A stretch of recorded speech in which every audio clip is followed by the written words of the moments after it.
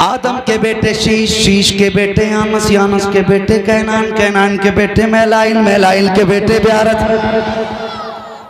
ये अपने बाप का शजरा नहीं, रसूल पाक का शजरा। हाँ, फिर शजरा शान वाला है तो महफिल भी शान वाली होनी चाहिए। हाँ, बस आशिक हों चाहे चार हों। तूफान नूह लाने से आखिर क्या फायदा, एक अश्क ही बहुत है अगर कुछ असर करे। हाँ, मैं हुजूर का शजरा सुना रहा हूँ, फिर इंशाअल्लाह विलादत सुनाऊंगा। बोल दो जरा बंदो, तुम तो छत के नीचे बैठे हो, तुम शामियाने के नीचे हो। जो बाहर बैठे हैं वो रब की रहमत के शामियाने के नीचे बैठे हैं।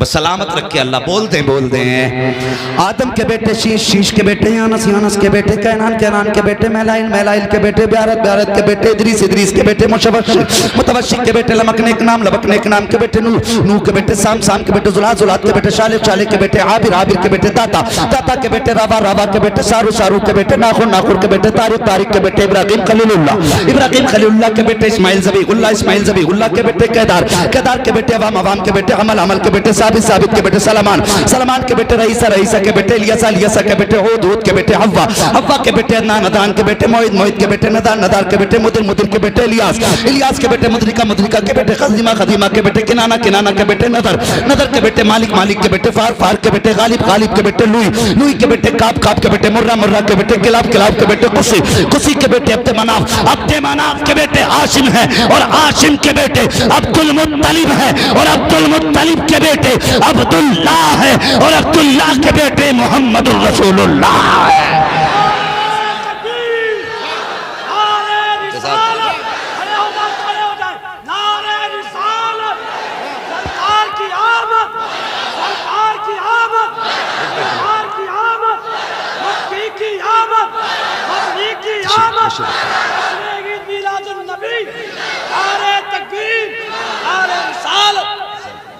अल्लाह अकबर। अब जरा आगे बढ़िए, गौर कीजिए। ये नूर हजरत अब्दुल्लाह की पुश्त में आया है, निकाह हुआ हजरत अब्दुल्लाह का सैयदा आमीना से, मुंतकिल हुआ है ये नूर हजरत सैयदा आमीना के रहम में आ गया है।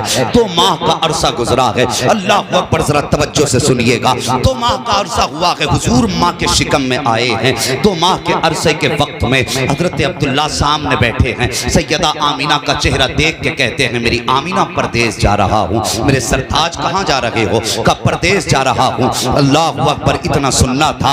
वो लायक बीवी थी, फरमाबरदार बीवी थी। मुझे बता तो सही, जिसकी गोद में सैयदुल अंबिया आया हो वो माँ कितनी शान वाली होगी। जिसके घर के अंदर मेरे मुस्तफ़ा की विलादत हुई हो वो बाप कितनी अजमतों वाला होगा। सामने मियाँ बीवी बैठे हैं। जैसी हजरत अब्दुल्लाह ने कहा था, मेरी शरीक हयात परदेश जा रहा हूँ, इतना सुनना था। सैयदा आमीना की आंखें भर आती हैं, रो के कहती हैं, मेरे सरताज, अभी तो जिंदगी की बहारों के 2 माह गुजरे हैं, मैंने तो अभी जी भर के देखा भी नहीं है। आप साथ छोड़ने की बातें कर रहे हैं। हजरत अब्दुल्लाह कहते हैं, मेरी शरीक हयात, कुछ दिन की बात है, मैं परदेश जा रहा हूँ, वापस आऊंगा, तेरे हाथ की पकी रोटी खाऊंगा, तेरे साथ बैठ कर के प्यार भरी बातें भी होंगी। अल्लाह अकबर। हजरत आमीना ने हजरत अब्दुल्लाह को रुखसत किया है, परदेश चले गए। हजरत अब्दुल्लाह मेरे नबी के वालिद अभी मेरे हुजूर माँ के शिकम में आए हैं। 2 महीने का अरसा गुजरा है। जरा तवज्जो से सुनना प्यारे, बदबख्तों को बता दो कि मुस्तफ़ा के दीवाने नबी का मिलाद कैसे सुना करते हैं,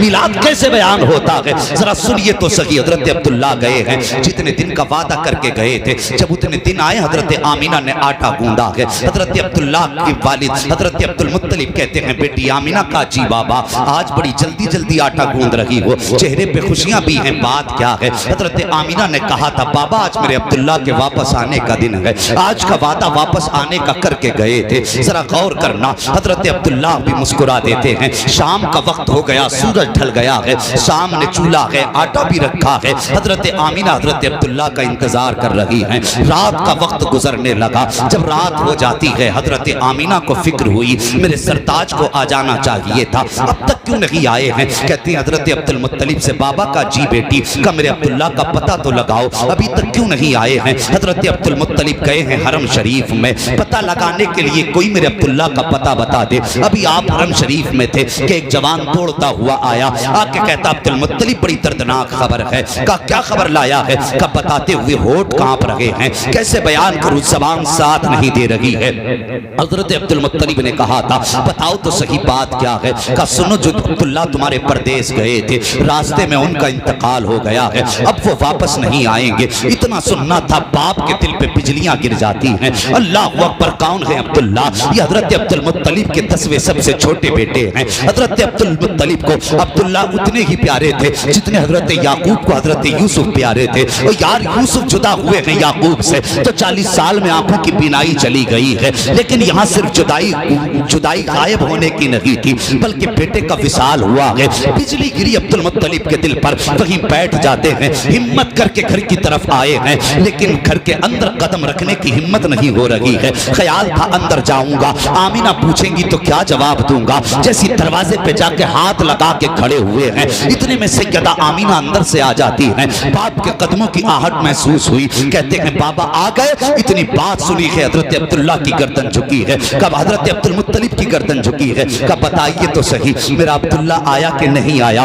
इतना सुनना था, हजरत अब्दुल मुत्तलिब की चीख निकल जाती है। रो के कहते हैं बेटी, आज के बाद अब्दुल्ला का इंतजार मत करना। जिस तू अब्दुल्ला के इंतजार में बैठी है, वो अब्दुल्ला वापस नहीं आएगा। फिर क्या था यार, हजारों बिजलियां गिरी थी अब्दुल्ला के आंगन में। सैयदा आमीना जमीन पे बैठ जाती है, यूं शिकम पे हाथ रखा था और आसमान की तरफ निगाह उठा के कहा था या अल्लाह, अभी मेरे बेटे ने जमीन पे आंख नहीं खोली है कि आने से पहले बच्चा यतीम कर दिया गया है। जब चीख मार के इतनी बात कही है, गैब से आवाज आई थी, आमीना आंसू पोंछ ले, हमने तेरे बेटे को सिर्फ यतीम नहीं बनाया है, बल्कि सारे जमाने के यतीमों का मालिक को वारिस बना के पैदा करना।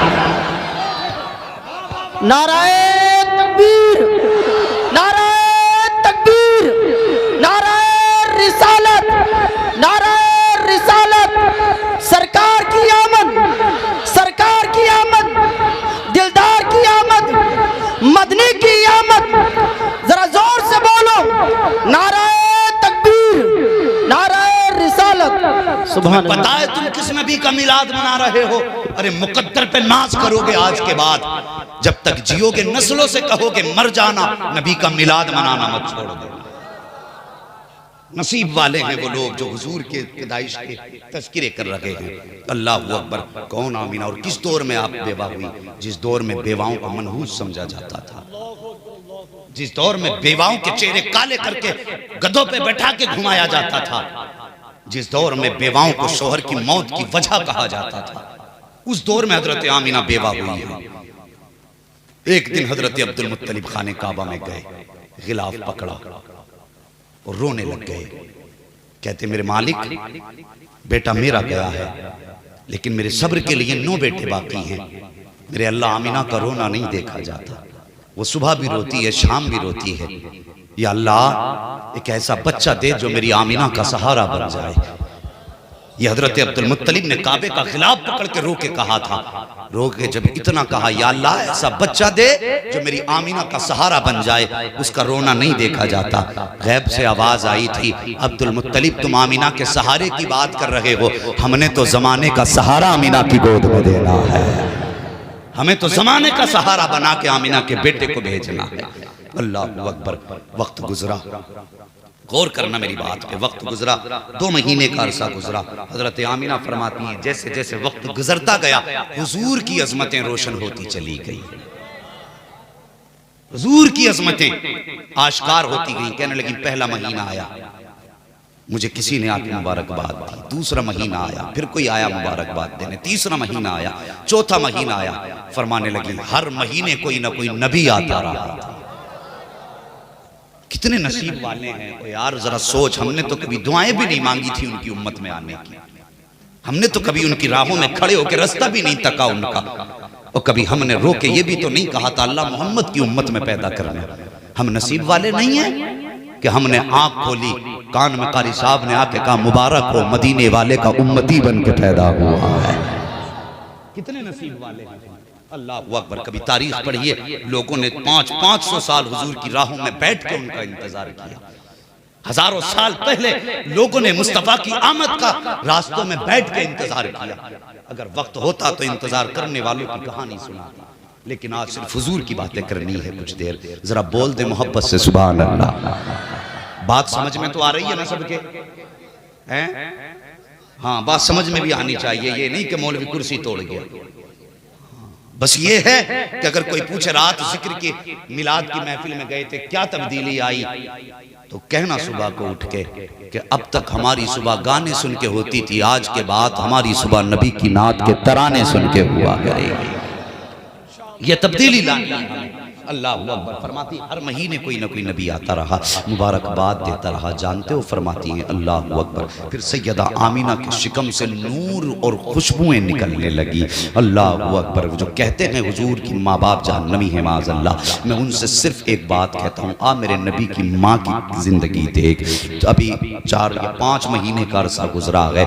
अल्लाह अकबर। मक्के शरीफ की गलियों में बातें होने लगी। अरब का दस्तूर ये था कि अगर किसी का शोहर इंतकाल कर जाए तो औरत को 2 साल तक सोग मनाना है या 1 साल तक सोग मनाना है। सोग का मतलब ये था कि बन सवर के नहीं निकलना है, नए कपड़े नहीं पहनने हैं, खुशबू नहीं लगानी है। ये सोग में शामिल था। लेकिन सुनते हो जानते हो, इधर हुजूर माँ के शिकम में आए हैं, उधर मक्के में चर्चे होने लगे। लोगों ने कहा आमीना बड़ी अजीब है, अभी शोहर को इंतकाल हुए कुछ महीने गुजरे हैं, इसने खुशबू लगानी शुरू कर दी है। ये बात चलते चलते हजरत अब्दुल मुत्तलिब काबे का तवाफ कर रहे थे। लोग इकट्ठा होके आए, कहने लगे अब्दुल मुत्तलिब बात बड़ी है, लेकिन बड़ी जात वाले हो, मक्के के सरदार हो, काबे के मुतवल्ली हो, लेकिन कहना भी जरूरी है। कहा क्या कहना चाहते हो? कहा हम नहीं कहते, पूरे मक्के में बातें हो रही हैं। कहा कौन सी बातें? कहा सुना है कि आपके बेटे के इंतकाल को कुछ महीने हुए हैं, लेकिन आपकी बहू ने खुशबू लगानी शुरू कर दी है, आपके बेटे का सोग नहीं मना रही है आमीना।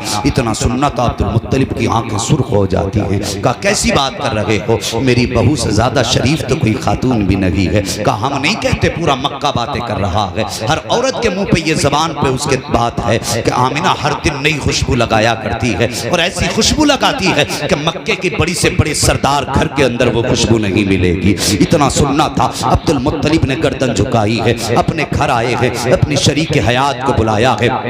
हुजूर की दादी का नाम भी फातिमा है। फातिमा को बुला के अपनी बीवी से कहते हैं मेरी शरीक हयात में मर्द हूँ, तुम आमीना के पास जाओ और उससे जाकर के पूछो कि मक्के में बातें हो रही हैं, उसने मेरे बेटे का गम मनाना क्यों छोड़ दिया है, वो खुशबू क्यों लगा रही है। हजरत फातिमा कहती हैं मुझ में हिम्मत नहीं है। कहा क्यों? कहा एक दिन मैंने कहा था आमीना मुझे पता ये खुशबू कहाँ से आती है। कहा इतना कहना था आमीना की पेशानी से ऐसा नूर निकला था कि मैं बेहोश होकर जमीन पे गिर गई थी। मेरी औकात नहीं है कि मैं आमीना से सवाल कर सकूं, आप खुद पूछ लें। अल्लाह अकबर। अब देखिए हजरत अब्दुल मुत्तलिब आए हैं, नबी की अम्मी के पास आए हैं। नबी की अम्मी बैठी हुई हैं, जैसे ही अपने ससुर नबी के दादा को आते देखा है, अपनी जगह से उठ के खड़ी हो जाती है, गर्दन झुकी है, आंखों में हया है। आके कहते हैं बेटी एक सवाल है। कहा पापा पूछो कौन सा सवाल है। कहा बेटी बता तो सही, क्या तुझे मेरे अब्दुल्ला से प्यार नहीं है? क्या तुझे मेरे अब्दुल्ला की जिंदगी प्यारी न थी?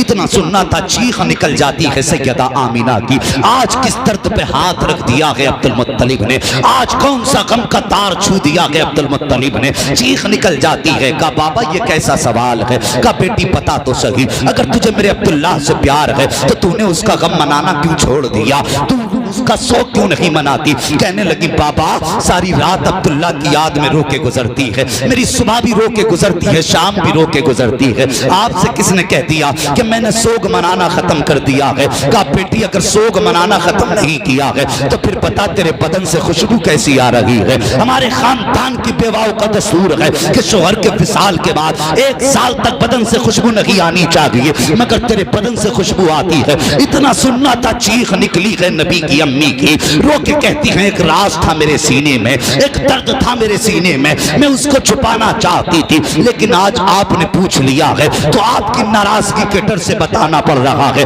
ये बात सिर्फ आमीना के बदन की नहीं है। का और का ठहरिए तो सही, गई है सैयदा आमीना और जाने के बाद मिट्टी की दीवार से मिट्टी छुटाई है, हजरत अब्दुल मुत्तलिब के हाथ पे रखी है। का जरा इसे सूंघिए। अब्दुल मुत्तलिब ने मिट्टी सूंघी है, वो भी खुशबू दे रही थी। कहते बेटी ये कैसी खुशबू है। का बाबा इस दीवार को कल छुआ था, आज तक महक रही है। अल्लाह अकबर, इतना सुनना था।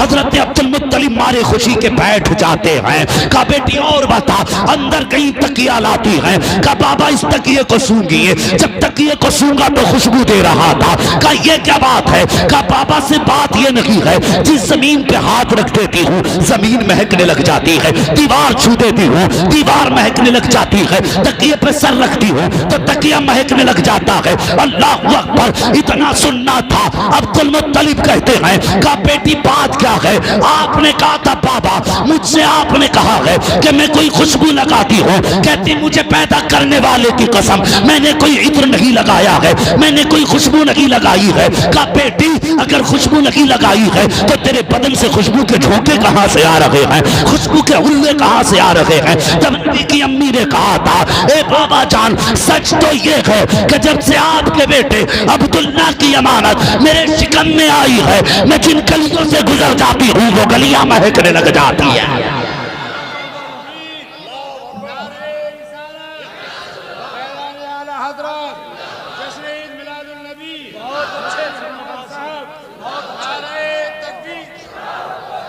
अल्लाह अकबर, कहती बाबा वो गलियां महकने लग जाती जिधर से आमना गुजर जाए। कहा बेटी तूने सच कहा। कहती मुझे पैदा करने वाले की कसम ये मेरी बरकतें नहीं, ये आने वाले बच्चे की बरकतें हैं। अल्लाह अकबर, हजरत अब्दुल मुत्तलिब मारे खुशी के झूम गए। कहने लगे बेटी इतनी शान वाला बच्चा। कहने लगे बाबा बात यही खत्म नहीं होती। कहा फिर। कहा मैं पानी लेने के लिए जाती हूँ, मैं उम्मीद से हूं, लेकिन बाबा कभी मुझे पेट की वजह से तकलीफ नहीं हुई। और फरमाती मक्के की सारी औरतें जाती हैं पानी भरने कुएं पे, सब डोल रस्सी से पानी निकालती हैं। अब्बा जी जब मैं जाती हूं ना तो कुएं का पानी खुद ब खुद ऊपर आ जाता है। अल्लाह अकबर, फरमाती अब्बा मैं अपने बर्तन भरती हूँ और जब वापस आती हूँ तो मक्के की औरतें कहती हैं आमना जरा ठहर, तेरे कदमों की बरकत से हमारी भी परेशानी कम हो जाती है। फरमाती कि जब तक सारी औरतें पानी भरती हैं मैं खड़ी रहती हूँ और पानी भी यूं ही किनारे तक रुका रहता है। अल्लाह अकबर, फरमाती जब सब पानी भर लेते हैं तब मैं वापस आती हूँ। हजरत अब्दुल मुत्तलिब कहते हैं बेटी और भी कुछ। फरमाने लगी हाँ। कहा क्या। कहा कुछ दिन से अजीब अजीब चीजें देख रही हूँ। कहा क्या। कहा जब रास्ते में चलती हूँ तो पत्थर भी बोलते हैं, दरख्त भी बोलते हैं, घास फूस पेड़ पत्ते सारे बोला करते हैं। कहा बेटी क्या बोलते। तो कहने लगी अब्बा जी जब मैं आती हूँ तो कहते हैं अस्सलातु वस्सलामु अलैके या उम्मे रसूलुल्लाह या उम्म रसूलुल्लाह, ए नबी की माँ तुझ पर सलाम हो। अब मुझे बताइए सच बताना, अगर हम मिलाद मनाए तो कहते हैं ये आला हजरत ने सिखाया है, अगर कोई सुन्नी नारा लगाए या सलातो सलाम पढ़े तो कहते हैं ये बरेलवी हैं, इन्हें आला हजरत ने सिखाया। चल हमें तो आला हजरत ने सिखाया। मुझे पता वो मक्के के पत्थर, वो मक्के के दरख्त जो नबी को नहीं नबी की माँ को सलाम करते थे, मुझे बता वो किस रजा के पास सीख के आए थे, किस जलसे में सुना था कि सलाम ऐसे पढ़ना है। सवाल करो किसने बताया था, तो ये क्या बताएंगे। कुरान कहता है वकफा बिल्लाहि शहीदा, यार की नाते पढ़ने के लिए उसका होना काफी है। जिससे हम चाहेंगे उससे महबूब की बातें करा लेंगे। बात समझ रहे हैं ना। कहने लगी अब्बा मैं गुजरती हूँ दरख्त भी बोलते हैं पत्ते भी बोला करते हैं। अल्लाह अकबर। कहने लगी अब्बा एक बात बताऊं। कहा क्या। कहा एक दिन मैं लेटी थी, मेरे माथे पे पसीना आया और मेरे कमर के पीछे से ठंडी हवा के झोंके आए। मैंने मुड़ के देखा तो नूरानी चेहरे वाली दो औरतें थी, हाथ में पंखे थे, हवा कर रही थी। मैंने कहा खातून मैंने तुम्हें कभी मक्के में नहीं देखा, यहाँ आई हो, कहाँ की रहने वाली हो। आने वालियों ने कहा था आमिना हम जमीन से नहीं आए, हम तो जन्नत से भेजे गए हैं, हम तो जन्नत से भेजे गए हैं। किस लिए। का रब ने फरमाया महबूब की माँ के माथे पे पसीना है, जाओ जाके खिदमत में हवा के झोंके लेके खड़ी हो जाओ। अल्लाह अकबर। मुझे बताइए इतनी शान वाला नबी और फिर हम उसका मिलाद ना मनाएं। आग लगे तुम्हारे पेटों में, मरो जल जल के मर जाओ, नबी की नात लिखनी है। हाँ, हुजूर का जिक्र मनाना ना छोड़ना। बातें बहुत सारी हैं। फिर वो रात भी आ गई जिसे दुनिया 12 रबीउन नूर कहती है। सुनेंगे थोड़ी देर और सुने तो जरा बोल दें अल्लाह सलामत रखे। जो लोग खड़े थे माशाअल्लाह अभी तक हैं और उम्मीद है इंशाअल्लाह जलसा पूरा करके जाएंगे। और जा भी कैसे सकते हैं, महबूब की महफिल को महबूब सजाते हैं, आते हैं वही जिनको सरकार बुलाते हैं।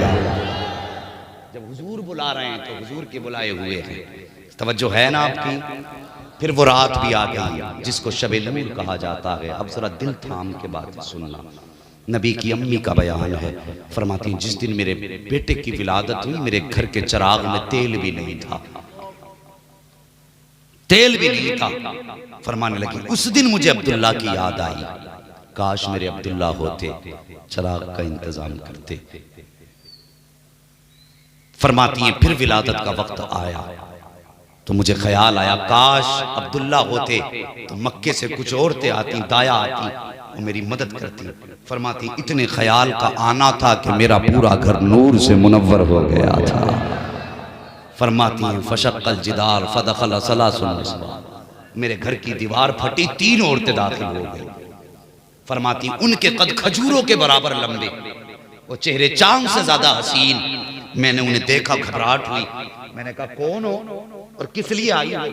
उनमें से एक कहने लगी आमीना मुझे हव्वा कहा जाता। बोलिए यार, मुझे हव्वा कहा जाता। दूसरी ने कहा मुझे मरियम कहा जाता। तीसरी ने कहा मुझे आसिया कहा जाता है। किस लिए आई हो? कामिना मुबारकबाद देने आए हैं। किस बात की मुबारकबाद? के तू नबियों के इमाम की मां बनने वाली है। अल्लाह फरमाती है 3 औरतें गई। फिर मैंने देखा एक खातून आई, हाथ में दूध का प्याला, दूध का प्याला।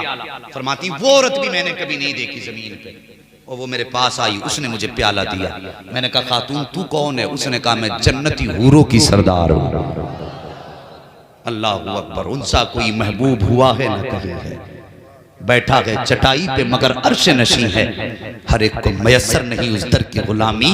उस दर का तो दरबान भी जिब्रील अमीन है। अल्लाह समझ रहे बात मेरी? फरमाने लगी कि मैं जमीन पे नहीं रहती। कौन हो? का जन्नत की हूरों की सरदार। का क्यों आई हो?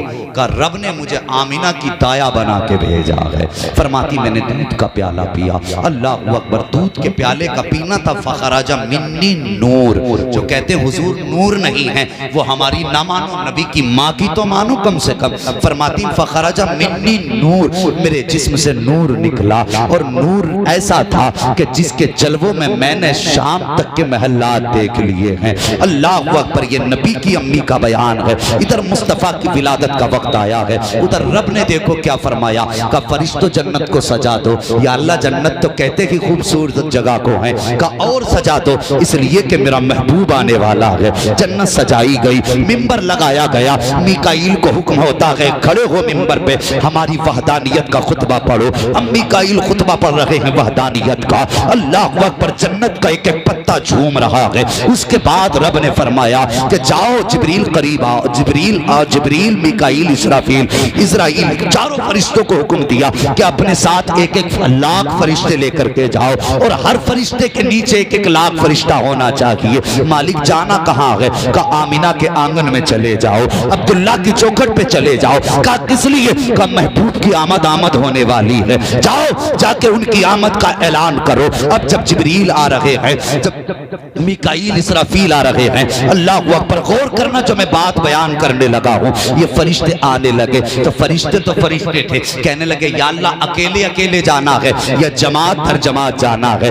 या अल्लाह अकेले अकेले जाना है या जुलूस लेकर के जाना है? रब ने फरमाया जिब्रील आज तक अकेले गए हो, लेकिन आज वही का मामला नहीं है। आज महबूब की विलादत का मामला आ गया है। आज अकेले मत जाना, जुलूस की शक्ल में जाना है। आज इकट्ठे होकर के जाना है। या अल्लाह चुप जाना है या कुछ बोल के जाना है? रब ने फरमाया आज वही लेकर के नहीं जा रहे हो, इसलिए चुपचाप नहीं जाना है, बोलते हुए जाना है। क्या कहना है? का महबूब की विलादत की मुबारकबाद देते हुए जाना है। अल्लाह अकबर। जो उनके तराने थे उसका तर्जमा यही तो था। वो कह रहे थे सरकार की आमद, आका की आमद, मक्की की आमद, मदनी की आमद, अच्छे की आमद, सच्चे की आमद, महबूब की आमद, मदनी की आमद, ये नारे लगा रहे हैं। अब फरिश्ते आ रहे हैं। सुनो, मिकाईल भी आए, इसराफील भी आए, जिब्राईल भी आए, मगर इजराइल रुक जाते हैं। रब ने फरमाया इजराइल क्यों रुके? कहते या अल्लाह मेरी ड्यूटी बड़ी सख्त है। का क्या परेशानी है?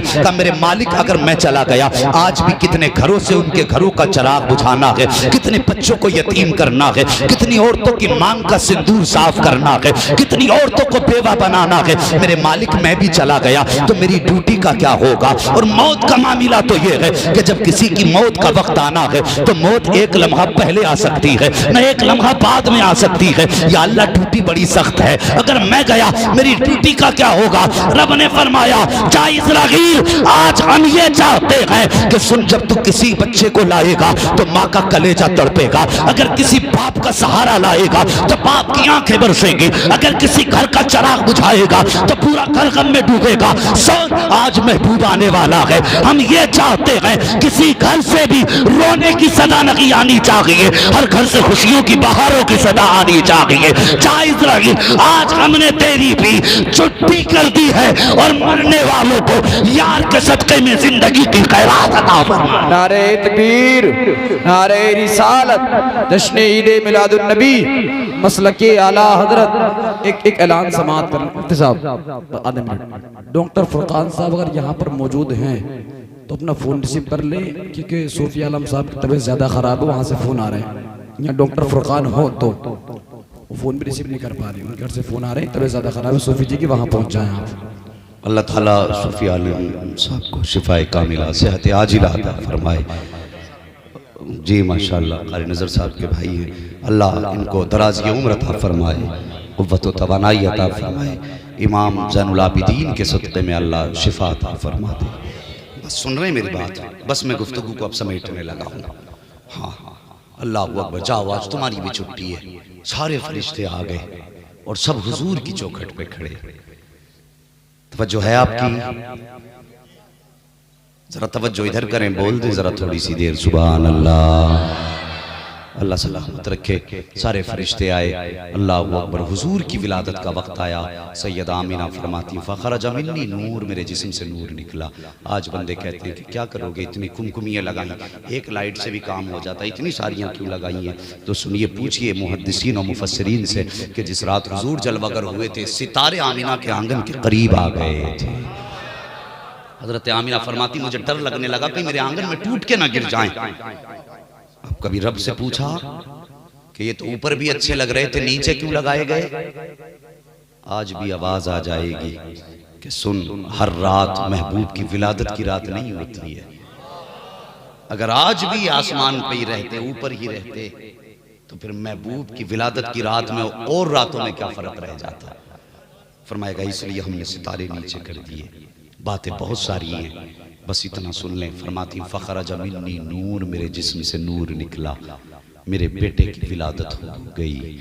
फरमाती अब जरा गौर से सुनना, जब किसी भी खातून के बच्चे की विलादत होती है तो सबसे पहले उसकी ख्वाहिश होती है मैं अपने बेटे का चेहरा देखूं, मैं अपने बच्चे को देखूं, उसकी आंख कैसी है, उसकी नाक कैसी है, उसका कान कैसे, हाथ कैसे, हर माँ की ख्वाहिश होती है। सैयदा आमिना फरमाती मेरा भी दिल था मैं सबसे पहले देखूं मेरे बेटे की आंखें कैसी हैं, मेरे बेटे का माथा कैसा है। फरमाती हैं लम्मा नजर तू, जब मैंने अपने बेटे को देखा, मकहूलन, मेरे लाल की आंखों में सुरमा लगा हुआ था। अल्लाह अकबर। मकहूलन, आंख में सुरमा लगा हुआ है, मदहूनन, बालों में तेल लगा हुआ है, मखतूनन, खतना शुदा पैदा हुए हैं, मकसूरन, नाक कटा हुआ है, मगसूलन, गुस्ल करके जलवागर हो रहे हैं, मुअत्तरन, बदन से खुशबू आ रही है। फरमाती काना साजिदा, मैंने बेटे की हालत देखी, क्या देखती हूँ, मेरे लाल ने आते ही सजदे में सर रख दिया है। फरमाती मेरे लाल ने सजदे में सर रखा, मैंने देखा वो होठ हिल रहे हैं जिसके बारे में बरेली के इमाम कह गए हैं, पतली पतली गुले कुछ की पत्तियां, उन लबों की नजाकत पे लाखों सलाम। मुस्तफा के होठ हिल रहे हैं। सैयदा कहती हैं कान लगा के सुना, मेरा बेटा कह रहा था रब्बे हबली उम्मती, रब्बे हबली उम्मती, या अल्लाह उम्मत का मामला मोहम्मद के हवाले कर देना। ए मेरे मालिक, जब तू हिसाब लेगा उसमें कुछ पापी भी होंगे, खतावार भी होंगे, मालिक वो तुझे हिसाब देने के लायक नहीं होंगे। अगर तू हिसाब देगा तेरे गज़ब के शिकार हो जाएंगे। मेरे मालिक इतना कर देना, उम्मत का हिसाब मोहम्मद के हवाले कर देना। या अल्लाह, अगर तेरी मर्जी होगी तो उम्मत भी मेरी होगी, कयामत के दिन हुकूमत भी मेरी होगी, हिसाब भी मैं लूंगा। रब ने फरमाया था मैं दिल छोटा ना कर, मर्जी तेरी होगी, फैसला मेरा होता जा। जमील कादरी ने कहा था रब्बे हबली उम्मती कहते हुए पैदा हुए। रब ने फरमाया कि बख्शा अस्सलातो वस्सलाम। इधर हुजूर जलवगर हुए हैं, हजरत अब्दुल मुत्तलिब काबे का तवाफ कर रहे हैं। फरमाते मैंने देखा अचानक काबा झुक गया, झुक गया, झुक गया। फरमाते मैंने देखा हवा भी ठीक, फिजा भी ठीक, न जलजला न तूफान, मगर हुआ ये क्या हुआ, ये काबा क्यों झुका? फरमाते मैंने गौर किया तो काबा मेरे घर की तरफ झुका था। किसकी तरफ? घर की तरफ। अल्लाह अकबर। आला हजरत ने जब ये अंदाज काबे का देखा तो कहने लगे हाजियो आओ, शहंशाह का रोजा देखो, काबा तो देख चुके, काबे का काबा देखो। फरमाते हैं जिनके सजदे को महराबे काबा चुकी, उन भवों की लताफत पे लाखों सलाम। इतने में सैयदा आमीना ने एक बच्ची से कहा जाओ हमारे ससुर को बुला लाओ। बच्ची तोड़ करके आई है। अल्लाह अकबर। हजरत अब्दुल मुत्तलिब के पास आके कहती है कि आपके घर में बड़ा खूबसूरत बच्चा पैदा हुआ है, आपका पोता पैदा हुआ है। इतना सुनना था। अब्दुल मुत्तलिब कहते हैं मैं दौड़ के घर की तरफ आया, जैसे अपने दरवाजे पे पहुंचा तो एक नौजवान हाथ में तलवार लेके खड़ा था। फरमाते मैंने अंदर जाना चाहा, उसने तलवार बीच में लगा दी। अब्दुल मुत्तलिब अंदर नहीं जा सकते। मैंने कहा क्यों, ये मेरा घर है। कहा होगा घर तुम्हारा लेकिन अंदर नहीं जा सकते। तो आप फरमाते मैंने कहा मुझे नहीं पहचानते, मैं काबे का मुतवल्ली हूँ। हिम्मत कैसे हुई रोकने की? जब इतनी बात कही तो जो तलवार लेके खड़ा था उसने कहा अब्दुल मुत्तलिब ठीक है, आप काबे के मुतवल्ली हैं, घर आपका है, पोता आपका पैदा हुआ है, लेकिन रब का फैसला ये है कि जो बच्चा आया है पहले उसे अर्श वाले देखेंगे, उसके बाद फर्श वाले देखेंगे। अल्लाहू अकबर। पहले अर्श वाले देखेंगे फिर फर्श वाले देखेंगे। हजरत अब्दुल मुत्तलिब अंदर गए। हजरत आमीना से कहने लगे लाओ मेरा पोता मुझे दो। जैसी हजरत आमीना ने अपना शहजादा हजरत अब्दुल मुत्तलिब की गोद में दिया ना, तुम्हें पता है ना हजरत आमीना की आंखें बरसने लग गई, रोई। हजरत अब्दुल मुत्तलिब कहने लगे आमीना क्यों रो रही हो? बेटा पैदा हुआ है, खुशी का माहौल होना चाहिए, रोई क्यों? कहने लगी मुझे अब्दुल्ला की याद आ गई, बस मेरा दिल ये कह रहा है आज अब्दुल्ला होते तो बेटे की पेशानी चूमते। अजीब ख्वाब होते।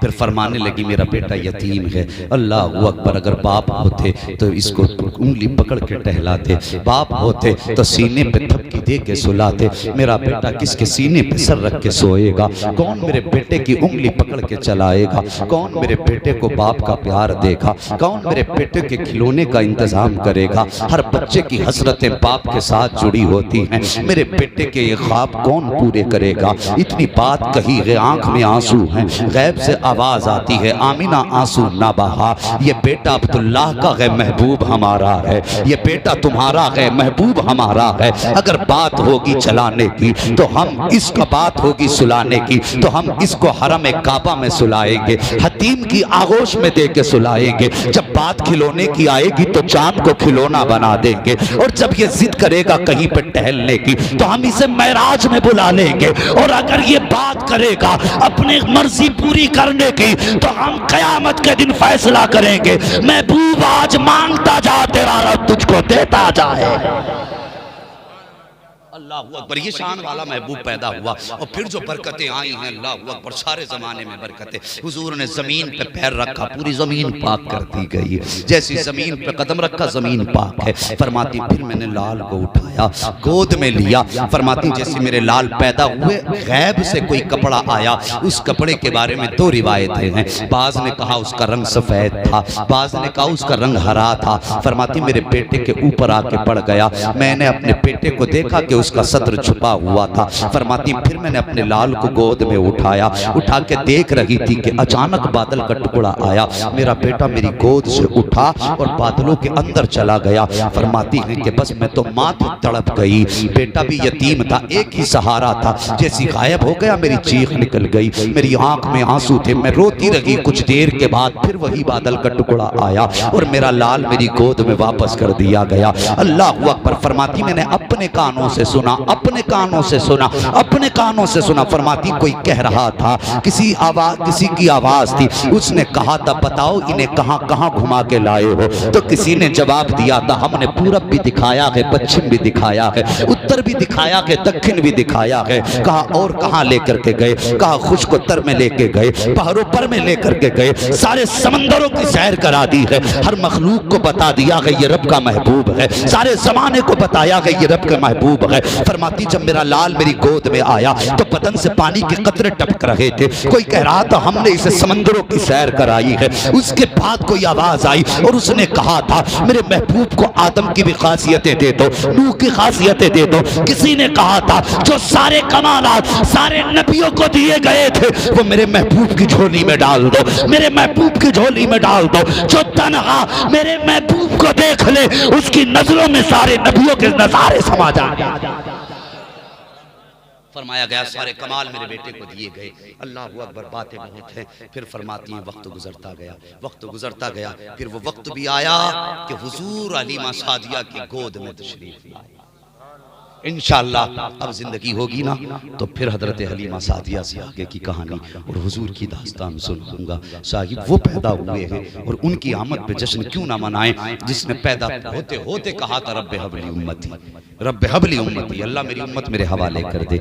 और यार लोग कहते हैं हुजूर को 40 साल के बाद नबुव्वत मिली। बस जरा सच बता, जिसे पैदा होने के बाद ये पता था कि मेरी उम्मत है, क्या बिला वजह में उसने उम्मत मांगी थी? तो उसे ये भी तो पता था ना मैं नबी हूं, पता था तभी तो कहा था मेरी उम्मत मेरे हवाले कर दे। ये अक्ल के अंधे हैं, इनसे बचिए और अपनी नस्लों को मुस्तफा का इश्क सिखाइए। हाँ, और ये काम होता है बरेली के इमाम अहमद रजा के दामन से जुड़ने के बाद। आला हजरत का दामन थाम लो, खुदा की कसम यही मसलक हक है, यही मसलक अहले सुन्नत है, यही जन्नत में जाने वाला रास्ता।